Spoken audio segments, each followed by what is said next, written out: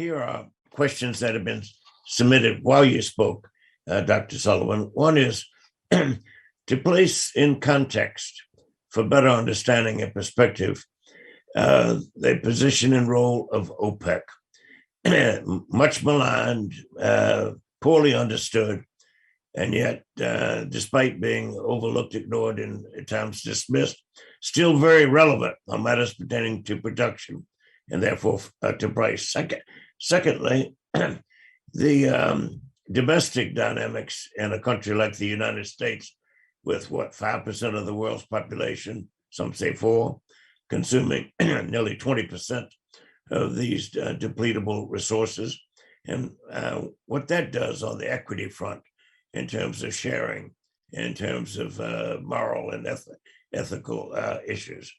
Thirdly, the not in my backyard resistance by millions of Americans who want to see the results of these trends and indications, but they do not want themselves to be injured or disadvantaged, as you have underscored and italicized in your remarks.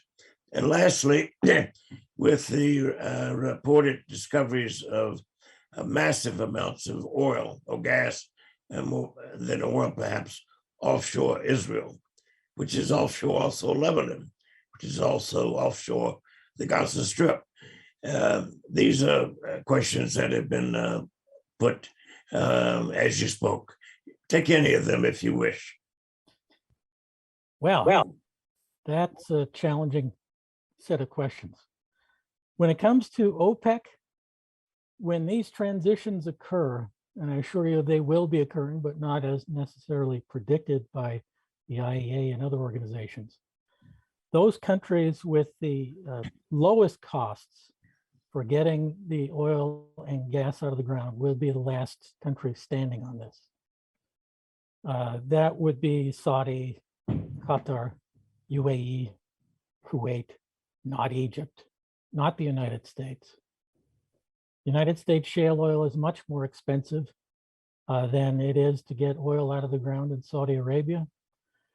Saudi Arabia's way of getting oil out of the ground is also less emitting than even the United States' way of getting it out of the ground. The Norwegians, it's very expensive to get oil out of the ground in the North Sea. They will not be standing, and a lot of their oil and gas likely will remain in place underground. OPEC is going to have to tread very carefully because there's a lot of emotion associated with this.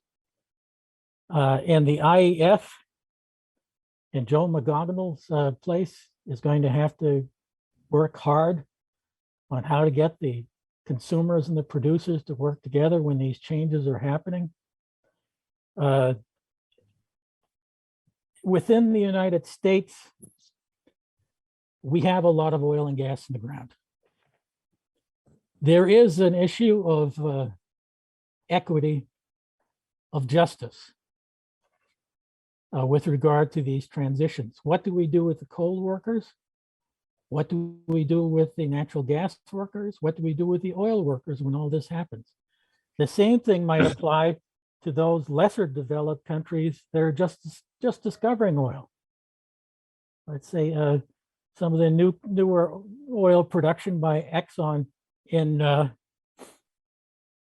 northern part of South America, or what the Russians are doing in the Arctic. This is a very expensive way of getting oil out of the ground. There will be riots in the streets, folks. I will absolutely guarantee you it's going to happen somewhere once this happens. How are you going to tell a coal miner in South Africa, sorry, folks, we're not using coal anymore, when the unemployment rate is already 20%? The GCC and OPEC, most of the OPEC countries are in pretty good shape for that. What happens to a Nigeria whose population may double by 2070 the way it's going? What's going to happen if the oil price for their light sweet crude drops amazingly low? What happens to them? What happens to the demand for their labor? These are very complicated questions. I can hit the wave tops on them. For the NIMBY, A lot of people don't want wind vanes or solar panels near their houses, but how many of those people would want an oil refinery across the street from them? There have always been issues of equity and justice in energy. You will not find a major generating station beside very expensive houses in Great Falls, Virginia. You will find them in the poorer sections of Virginia, in the poorer sections of Maryland, in the poorer sections of Washington, D.C. Energy has always carried some equity issues with them, and transitions always bring uncertainty and instability. Would I want to see younger people going into coal mining now? No, for the health reason, but also it's a dying industry. There are a lot of people that are now getting jobs in China in the coal industry because, well, it's a booming market in China. But what's going to happen in the future, and what happens to their health? There will be transitions. What the younger people, if there are any younger people listening in right now, should be thinking about, if they're thinking about going into the energy business, look into the circular carbon economy stuff I talked about. Look into carbon sequestration and use. Look into the alternative energy systems. And if anyone is a younger person from Saudi Arabia, look into what NEOM is going to be doing on new ways of creating energy with sun and new desalinization with solar. Look into geothermal. Look to the future, not to the past, younger people, because the past will never be here again. We have to move against what's happening in the climate and the environment. We can see the pollution of the atmosphere. We can see that 7 million extra people die every year from air pollution connected often with energy. Something has to change. Actually, if I could extend this talk, I could talk about something called the Anthropocene and how we can actually see the handprint and the footprint of human beings doing to things like rainforests, doing to things like ocean currents, shifting the El Nino and El Nino, or La Nina and El Nino currents, or the wind circulation. Once you have ocean circulation and wind circulation changing, you have no control over the environment. But let me go back even further in time. Imagine living in a world where you didn't know where the temperature would be plus 5 degrees C or minus 5 degrees C, or even more within the next 10 years. That's before the Holocene. For most of the history of this earth we've been living on, temperature charts were all over the map. It only calmed down in the last few thousand years. And that's the reason why we could have these population growths in the beginning of Egyptian civilization and all this other stuff. But right now we're changing the situation. We're affecting the temperatures. We're affecting ice. We're affecting all this other stuff. And believe me, folks, if you're in Saudi Arabia and you're shaking your head and say, what does the Arctic have to do with me? It has a lot to do with you, particularly if you have a nice villa on the water in Jeddah. If that ice is going to melt in the Antarctic, that can affect whether your house is going to be there or you're going to have to move it back a few hundred yards. Right now in Florida, you can't build a house on the shoreline and get insurance. This stuff is happening now, folks.